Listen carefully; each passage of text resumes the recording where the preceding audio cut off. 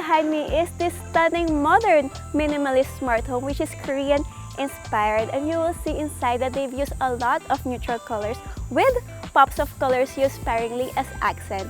And they've also used wood and stones to add warmth and texture. And inside they've used built-in storage, and the furniture is built in the design to maximize storage and minimize clutter. I am Q, your host for today's house tour.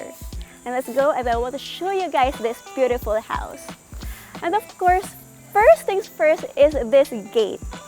You will see that it's very sturdy, it's used for privacy and security. Well, obviously, this gate is intended for the vehicles. So just right beside it is over here is the pedestrian gate, which we will be using for today since, you know, we're pedestrians. And upon entering, you will see the house and its gorgeous facade. And you can appreciate the space over here. As you can see, you can easily fit 2 to 3 cars over here, because this is the way for the pedestrians, and you can appreciate the space that there's already enough ample space for the cars and for the pedestrians to safely walk by. Ayan. And over here, I want to just appreciate the choice of color, because even though there's no literal designs, you are subconsciously guided because of the color, so you know that this is your way. And over here is the 2 vehicle carports, which is covered. As you can see, there are pin lights. And on this side is a utility closet that is intended for your car use. Your cleaning supplies or your tools, anything that is for your car, of course. And on this side is the access to the service area. So you can see this house is surrounded with spacious easement, which is used smartly and utilized well. Okay, over here on this side is on our way to the main door. On our way, you can see that the floor is still using its purpose by guiding us as the pedestrian. And I would like to also take note of the perimeter wall, which is this beautiful porcelain with geometric pattern. It's not just a plain wall, and it's also lighted up with these cones. So it's very pretty and unique. A lot of personality. And over here is the beautiful main door. As you can see, it's actually not the whole door, but it gives the illusion of being one. It's one of the examples how the furnitures are equipped or engraved in the design. And let's go inside this beautiful home.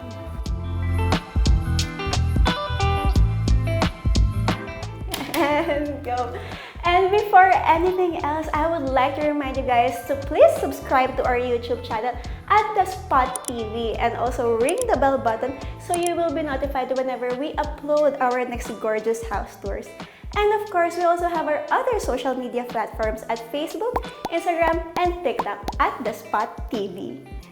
And as you enter this beautiful home, you will be greeted with this beautiful entry space or your foyer.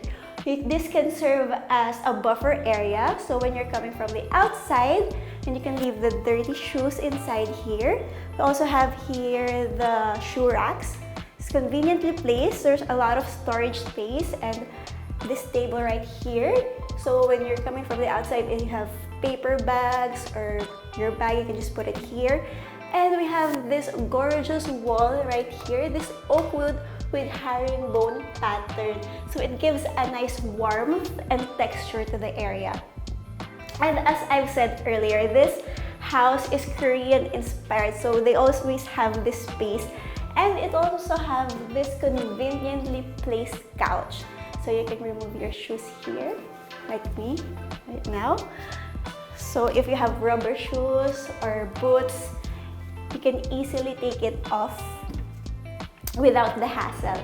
And of course, you have your clean slippers or your inside shoes. And before entering, you can leave your jackets here or your raincoat before entering the house. Ayan. And you have this beautiful sleek sliding door which slides so smooth. And of course, soft close. So kahit pagod ka, medyo mapalakas yung sara mo, it's still safe. Ayan. And going inside, you will be greeted with this beautiful space. I'm sure seeing it at home, you will be amazed with how clean, spacious, and still luxuriant. It's very chic vibe. I would also like to point out, because if you enter, you will be greeted with the high ceiling and the cove lighting.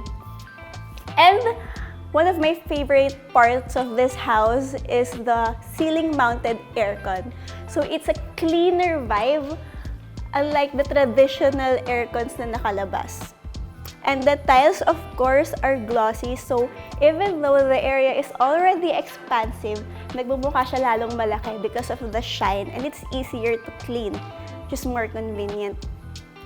And as I've said, outside, this place has this beautiful pop of colors. The couch right here is also included, which is very Korean, and also the carpet still with the herringbone pattern. And one of the things that makes sense in this house is the TV speaker. Sorry, it's right here because it's wall mounted and it's hidden behind the TV. So it looks so sleek and clean. Walang wires, walang kalat, and anything. And of course, looking at the outside, you can see there's very large glass wall. So you can see there's a lot of ambient lighting and of course natural light, which is healthy for your mental health. And also included is this sheer curtain, which gives a nice texture. It lets the light in, and it also diffuses the light in case it's tanghali and the light is too harsh. It perfectly balances the light. And if you look up, you can see, you wouldn't see the rod, for cleaner and sleeker look too. Ayan. So pretty, diba? It's very well thought of, and of course with Korean lifestyle, they're more of a clean and minimalist vibe. On the outside is this covered lanai area. Spacious enough to have your entertainment, and of course a 6-seater dining table, which is also included in the house. And of course, when it gets a little bit warm and hot during the summer, we have this nice, slick design ceiling fan. It's very unique and of course chic, keeping up with the theme of the house. And over here is this area where you can sit and relax with your family while you're entertaining. And this perimeter is surrounded with potted green plants, so you will feel more relaxed and of course adding a little bit color. This area too over here is the easement going to the service area. And on my left naman is the easement going to the side garden that leads to the front of the house. May mini garden dyan. And come on, let's go back inside the house. I want to show you, because right here, you have the lanai, which is connected to the dining area. But before I show you the dining area, I want to show you the quality of this house, because as you can see on this door, if I put my fingers right here, they're not touching, which means this door is double glazed door, which means it's much more sturdy and thicker. And we also have here the screen door, so if you just want to open the door and have some fresh air inside, you can also have that too. Ayan. And I want to show you guys the dining area. Ayan. As you can see, as I promised, the pop of color is more evident here. You have these nice pastel colors with gold accents, and of course, this marble table and a beautiful drop light. Ayan. It's very unique, diba? And of course, you also have here some storage space. Both sides have storage space.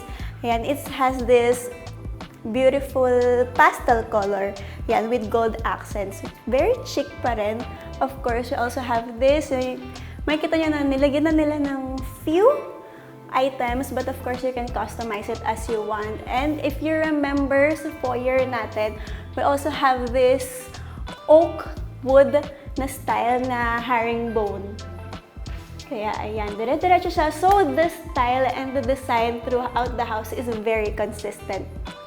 We also have here this beautiful window na malaki talaga. So there's a lot of ambient light, natural light coming in. You can open it up. And over here is another window where you can peep on the living area. So if you're dining here and you want to look at your children, or vice versa, if you're outside and if you want to peep inside, we have this beautiful glass. And over here is the access again to the main door. But I want to show you guys that the dining area has an access to the kitchen. Ayan, keeping up with the gold fixtures. Here is the kitchen, and upon entering, you will notice that this area looks like an accent wall because everything is on this side. You have here the high-end appliances, which is also included in the house. Of course, this area is also still air-conditioned. We have here some storage space on both sides. And this is an extra workspace, of course, if you're preparing, chopping, preparing your food.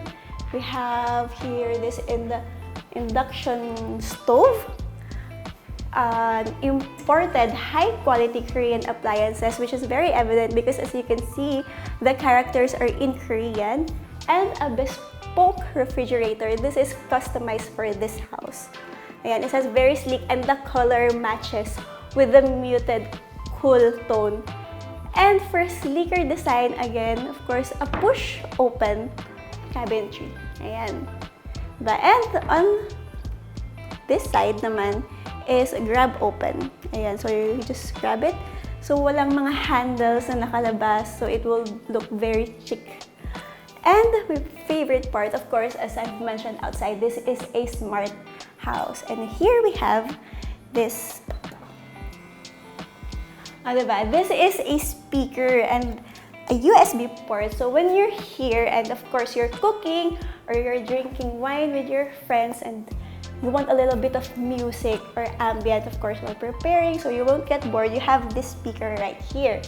But if you're cooking and you have your iPad right here, you can also have a charging port because there's this universal area here, so you can have your iPad here, or if you have your blender or your mixer, you can have it here. Ayan. And that's it for our main kitchen. And I will show you guys, on this left side is our auxiliary kitchen. Ayan. Upon entering, you can see there's still a lot of space. We have here the sink, some extra storage space, and hand grab area. Ayan. So it's still, kahit nasa auxiliary kitchen, very slick and minimalist pa rin yung design. This is the door papunta naman sa service area. So meron kayong access from outside directly here. So hindi nyo nadadaan sa main door. And here is the maid's quarters. There's enough ample space for a double deck. And over here is the ensuite toilet and bath for the maid's quarters.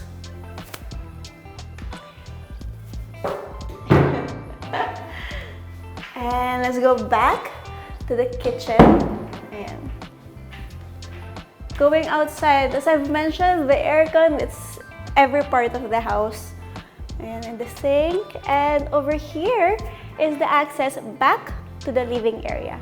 And we're back at the living room, and I want to show you guys that this is the foyer which we entered earlier, and on its left side is the stairs going to the second floor.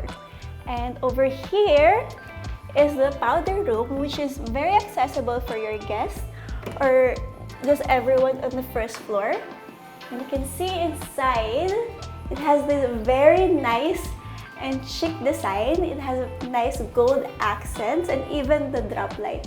And if you look up, you can see that even the exhaust is very chic and minimalist, and the light is also hidden. And of course, you have here this gold fixtures, which is very cute. And one of my favorite part, of course, is this mirror. Remember, if you have guests over, they can check themselves, they can see their outfit, they can take pictures, and of course, an extra storage space. Ayan, diba? It's a smart home, so it's very convenient and it makes use of the space. Walang sinasayang, so you have here, you can put your medicine cabinets or anything actually. You can have your toilet papers, whichever suits your lifestyle. Ayan. And on this side is bedroom number 1. And upon entering the first bedroom, you will be greeted with this junior suite area, which is dressed with these beautiful furnitures. As you can see, they are mismatched furnitures, which is a very modern design. You can see that even though they're mismatched, they all work so well together. And looking up, you can see this has a gorgeous cove ceiling. And looking down a little bit, you can see the windows right here, which is very big, so there's a lot of natural lights that can enter. And also included in this house is this beautiful shelf with a warm tone. Of course, you can put your books here or your vase, or you can decide it whichever you want. I know some people who can put toys or your bag collection. And on this side, you also have this table which serves as your working space or your study space. And actually, it moves. Yeah, ayan. And over here, this area is separated with this glass panel door. And this space is where you can have the bed. And of course, they also have this beautiful natural light right here. And here is the ensuite toilet and bath, which is one of the best ensuite toilet and bath in the whole house. So I think this room is one of the best rooms in this house. So I can think of this as the master's bedroom. Or of course, since it's in the first floor, your palliative care or elderly. Ayan. As you can see, it's so pretty, diba? The colorway is very gorgeous. It has neutral tones with gold accents. Ayan. The design is very sleek. Even the fixtures are gold-plated. The mirror has this unique shape. And it has this enclosed shower space. And a bathtub, of course. Since this gives you an idea of a master's bedroom, of course, you also have a nice bathtub. And over here is the shower area. You have hot and cold water. Also have a mirror in case if you're a guy and you want to shave your beard in the shower. And of course, this shower area is right outside, so if you need to fix anything or you want to change anything, it's very accessible. Ayan. Even the bidet is gold-plated, diba? Unique. Oh, and under here is a solid oak wood, which is extra storage space. We have here, it's already dressed with towels. Ayan. And even the soap and the pump and the toothbrush. And now that you've seen bedroom number 1, I want to show you the other bedrooms since this house has total of 5 bedrooms. Now over here, let's go upstairs.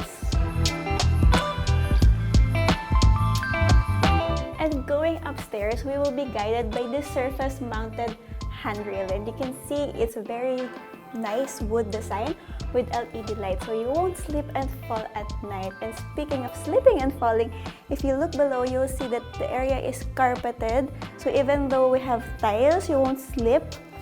And looking up naman, you can see this gorgeous chandelier, which is the centerpiece. When you go upstairs, it'll definitely catch your eye.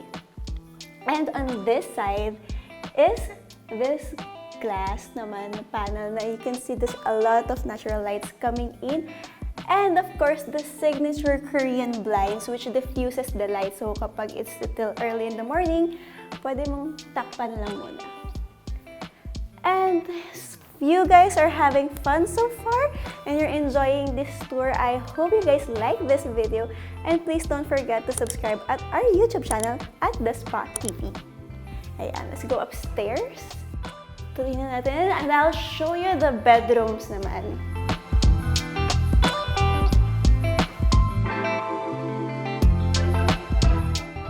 On the bedroom number 2. But the first bedroom upstairs. Let's go inside. And you can see it's already fully furnished, and you have this beautiful bed that's low, but it's a floating bed, so it will not look heavy on the eye. And if you look down, and over here is your chair and a vanity mirror set. And kompleto na, it's very green themed and very natural. Neutral colors are maintained throughout the house. And you have here a nice stone naman. It's a very good texture, so it adds a lot of characteristics in the room. And here are some drawers. Of course, hindi mawawala sa kwarto ang closet. And over here, you have this walk-in closet with a beautiful giant mirror. Hi!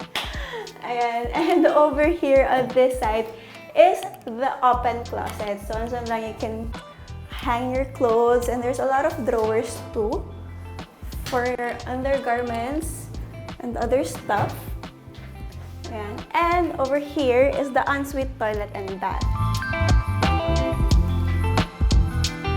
So you can see they've incorporated a lot of wooden stones and a black tiles, the faucet, the mirror, and the mirror are tricolor. Lahat yan. So I think all of the toilet and bath have this kind of mirror. Dito sa second floor. And below, you can see again the storage space. Gawa rin yan sa oak wood. And over here is the toilet and the enclosed shower space with a mirror, of course. And over here, if you're using the toilet, they also have this push space, so you can put your phone here. So, kayo nang bahala how you will utilize that feature. And that is bedroom number 2.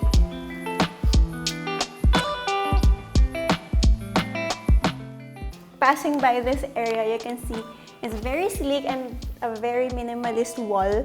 You have here is the CCTV area. And over here is bedroom number 3.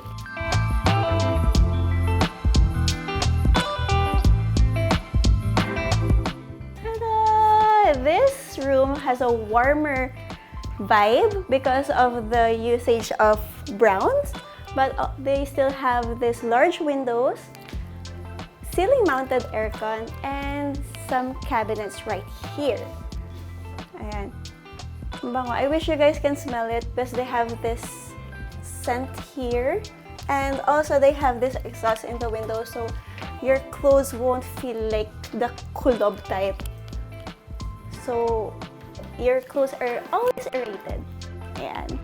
And if you look below, you still have also included are the carpet, and here are some drawers for extra storage space, and here's the ensuite toilet and bath.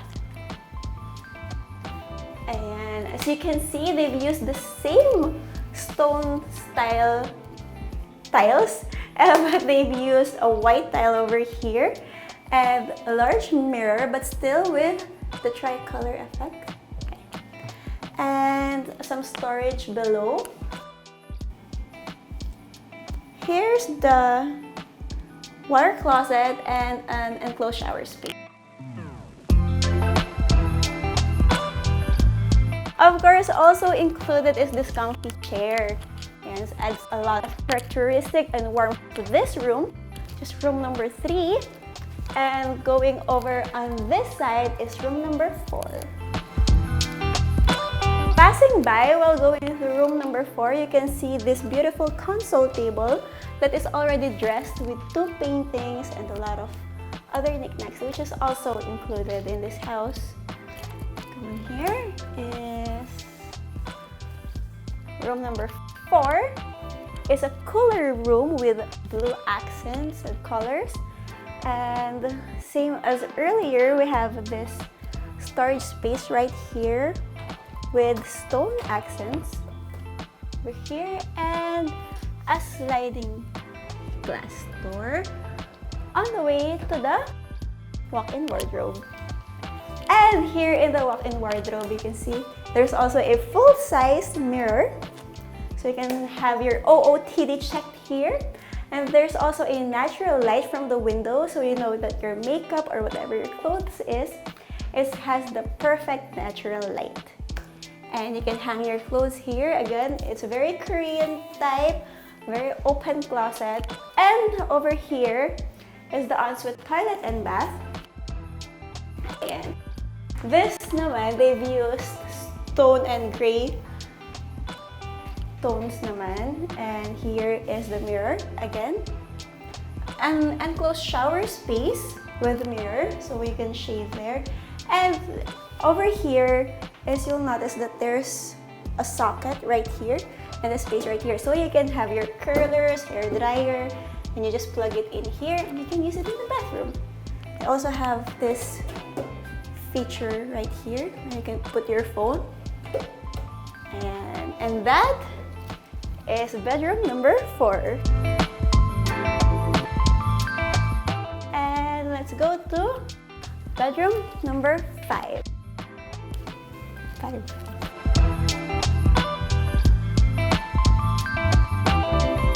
This beautiful, expansive room is the biggest one, I think, on the second floor. You have here already the bed, some throw pillows, and over here is your vanity mirror. You can put your skincares here, and there's a lot of storage space for your underwears or your anything that is appropriate for your lifestyle. And over here is the walk-in wardrobe. And it's a lot bigger than the other ones. You can see you can hang here your clothes in the open closet, and the full-size mirror that also is a storage. So they really maximize the space and utilize every area so they wouldn't waste anything. Here are some clothes racks and some cabinets. Of course, if you want to keep some. And over here is the ensuite toilet and bath, and it's different compared to the other toilet and bath because this one has stained glass and has so much characteristic. Even the shape alone is unique. Diba? And enter. Here, you can see even the fixtures are different here. They've utilized black naman. It's a combination of gray and black. Even the accessories are all black. The faucet is black. Still have the mirror, so it gives a more luxury vibe. Ayan. And even the enclosed shower space, I'll show you guys. And that concludes the ensuite toilet and bath of room number 5. And you're probably thinking, wow, after 5 bedrooms and that gorgeous living space, that's probably it, right? But no, actually, this house still has something to offer. And going over here, I want to show you guys this part too. This gorgeous wall design. It's really pretty. It's also included, of course. But over here is one of my favorite spots of this house. Here is the terrace. Ayan. Over here, you can see it's very open and refreshing. There's a lot of fresh air. And over here, you have an overlooking view of your own garage. Kitang-kita mo yung mga cars and everything. And over here is the included sofa set and umbrella. Of course, you and your friends or family can just lunch here and talk about, you know, your interest, your favorite YouTube channel, and this gorgeous house that you've just seen on the Spot TV. You can talk about it here.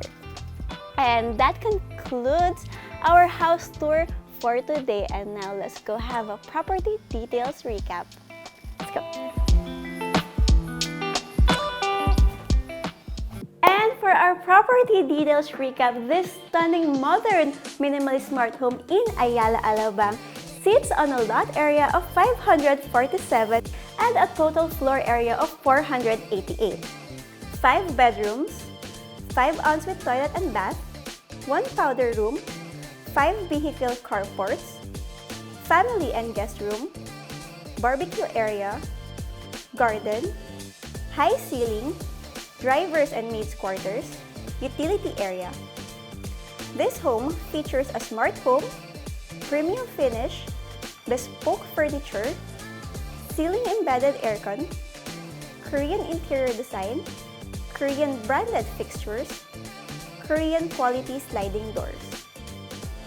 And that is it. I hope you guys fell in love with this Korean-inspired home. And if you love this video, please don't forget to like this video, click the subscribe button, ring the bell button, and of course, follow us on our other social media platforms at Facebook, Instagram, and TikTok at thespotvph. Once again, I am Q, your host for this house tour. Thank you and enjoy!